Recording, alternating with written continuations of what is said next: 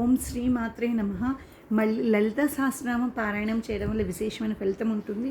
అలాగే మనం ప్రతిరోజు లలిత సహస్రనామ పారాయణం చేస్తున్నాం. అలాగే మళ్ళీ మీ ముందుకి మరొక 3 శ్లోకాలు, అలాగే వాటి యొక్క అర్థాలు, వాటి యొక్క నామాలు, వాటి వివరణ తెలియజేయడానికి నేను మీ ముందుకు వచ్చేసాను.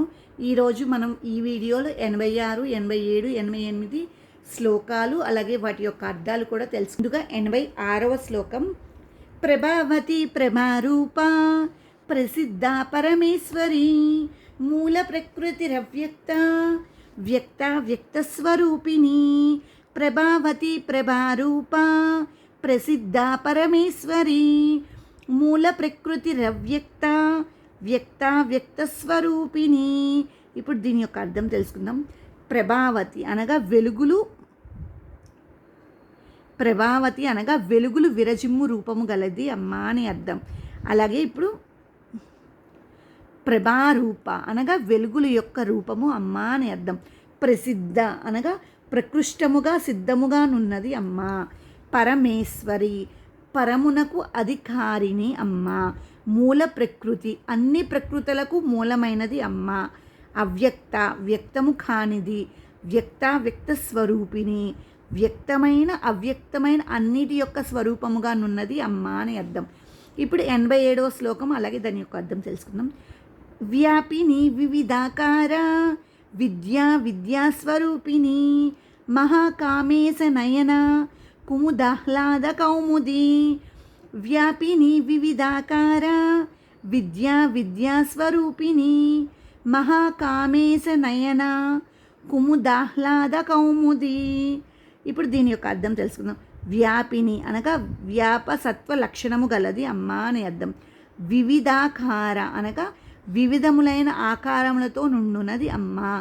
విద్యా విద్యా స్వరూపిణి విద్యకు సంబంధించిన భాగమును, అవిద్యకు సంబంధించిన భాగమును తన రూపముగా కలిగినది అమ్మ. మహాకామేశనైన కుముదాహ్లాద కౌముది అనగా మహాకామేశ్వని కన్నులన్నడు కలువ పువ్వులకు ఆనంద వికాసమును కలిగించి వెన్నెల వెల్లువ అమ్మ అని అర్థం. ఇప్పుడు 88వ శ్లోకం నేర్చుకుందాం. 88వ శ్లోకం. భక్తహార్ద తమోభేద భానుమద్భాను సంతతి శివదూతి శివారాధ్య శివమూర్తి శివంకరి. భక్తహార్ద తమోభేద భానుమద్భాను సంతతి శివదూతి శివారాధ్య శివమూర్తి శివంకరి. దీని యొక్క అర్థం ఏమిటంటే భక్తహార్ద తమోభేద భాను మద్భాను సంతతి. ఇదంతా ఒకటే నామం. దీని యొక్క అర్థం భక్తుల హృదయగతమైన అంధకార అజ్ఞానమును భేదించినట్టి కాంతితో కూడిన సూర్యకిరణ పుంజము అమ్మ అని అర్థం. శివదూతి అనగా శివుని వద్దకు పంపిన దూతిక అని అర్థం. శివారాధ్య అమ్మవారు శివునిచే ఆరాధింపబడు అంటే శివుని చేత కూడా పూజ చేయించుకోగలిగినది అమ్మ అని అర్థం. శివమూర్తి అనగా శివుని యొక్క స్వరూపము. శివశంకరి అనగా శుభములను చేకూర్చినది అమ్మ. ఈరోజు మనం లలిత సహస్రనామంలో 86, 87, 88 శ్లోకాలు, అలాగే వాటి యొక్క అర్థాలు, అలాగే వాటి యొక్క నామాలు తెలుసుకున్నాం. తర్వాత లలిత సహస్రనామం 3 నామాలతో మళ్ళీ మనం తర్వాత వీడియోలో కలుద్దాం. మరిన్ని వీడియోల కోసం నా ఛానల్ని సబ్స్క్రైబ్ చేసుకోండి, అలాగే లైక్ చేయండి.